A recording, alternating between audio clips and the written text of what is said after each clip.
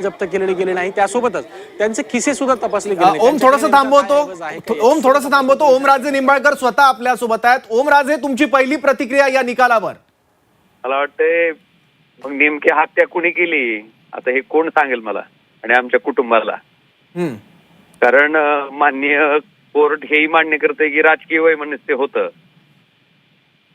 आता अशा परिस्थितीमध्ये तपास यंत्रणा ह्याच्यात दिरंगाई करते किंवा जाणीवपूर्वक त्या ठिकाणी लॅप्सेस ठेवले जातात हे महाराष्ट्र पोलिसांकडून घडते, कारण त्यांच्यावर दबाव होत आहे. अशा प्रकारची याचिका माननीय उच्च न्यायालयात आम्ही केली होती आणि म्हणूनच हा तपास सीबीआयकडे वर्ग करावा अशी मागणी केली होती.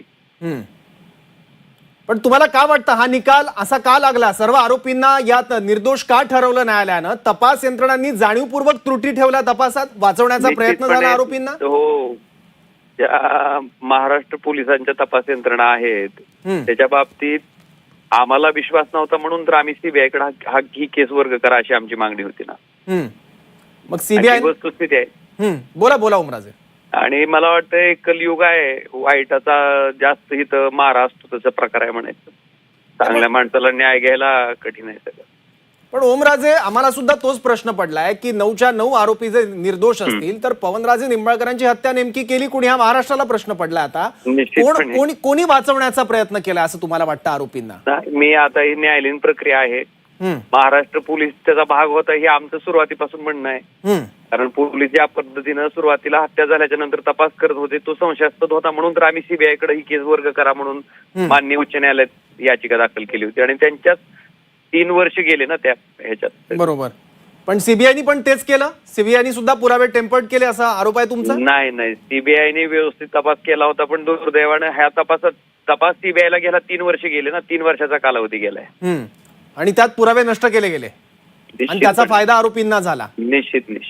आता पण उच्च न्यायालयात जाणार आहेत आणि उच्च न्यायालयात ह्या निर्णयाच्या विरुद्ध दाद मागणार आहेत. ठीक आहे, तुम्ही उच्च न्यायालयात जाणार आणि या निर्णयाविरोधात अपील करणार आहात, दाद मागणार आहात, बरोबर? हो. ठीक आहे ओमराजे, माझा आणखी एक प्रश्न आहे महत्वाचा. तुमच्या राजकीय भूमिकेबद्दल सुद्धा चर्चा होती, पण हा सगळा निर्णय बाकी होता. आता आज तो निकाल सुद्धा आलाय. आता प्रश्न पडलेला आहे की तुमच्या राजकीय निर्णय नेमका काय आहे? एक लक्षात घ्या, हा निकाल म्हणजे आमच्या सगळ्या कुटुंबासाठी सर्वस्व होतं, कारण मागच्या 20 वर्षापासून आम्ही सातत्याने ह्या निकालासाठी प्रयत्न करत होतो. त्याच्यामुळे हा निकाल आमच्या सगळ्यांसाठी महत्वपूर्ण होता आणि तो निकाल ऐकणं मला वाटतं राजकीय भूमिकेपेक्षा हे महत्वाचं होतं. बरोबर.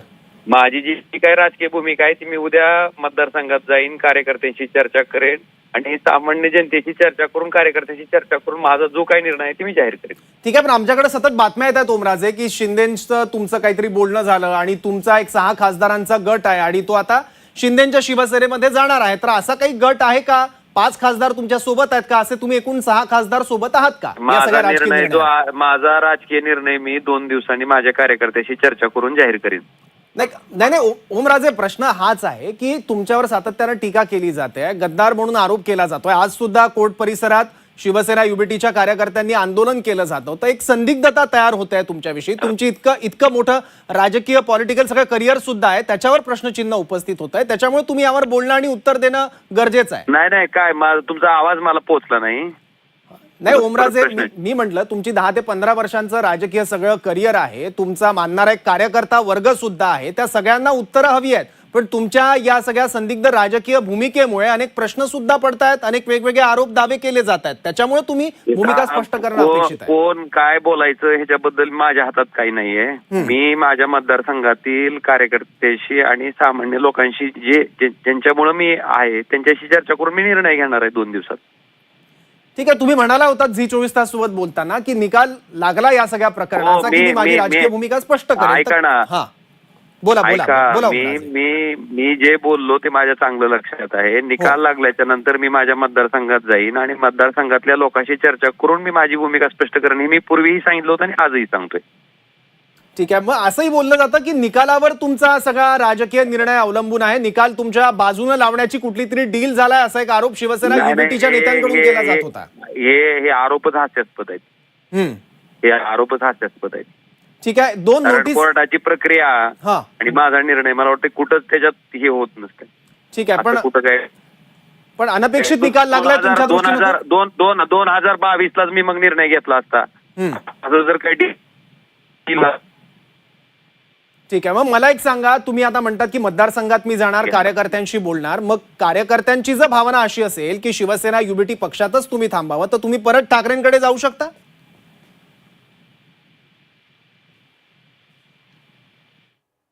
ओमराजे, माझा आवाज येतोय तुमच्यापर्यंत? तर ओमराजे निंबाळकर आता आपल्या सोबत होते. आता या निर्णयाविरोधात आम्ही हायकोर्टात जाणार असल्याचं ओमराजे निंबाळकरांनी म्हटलेलं आहे. आणि इतकंच नाही तर राजकीय निर्णय मी माझ्या मतदारसंघातल्या कार्यकर्त्यांशी बोलूनच जाहीर करेल. 2 दिवसात मी मतदारसंघात जाईल आणि त्यानंतर कार्यकर्त्यांशी संवाद साधेल, त्यांच्या भावना, त्यांचं म्हणणं जाणून घेईल आणि त्यानंतर माझी राजकीय भूमिका मी विशद करेल,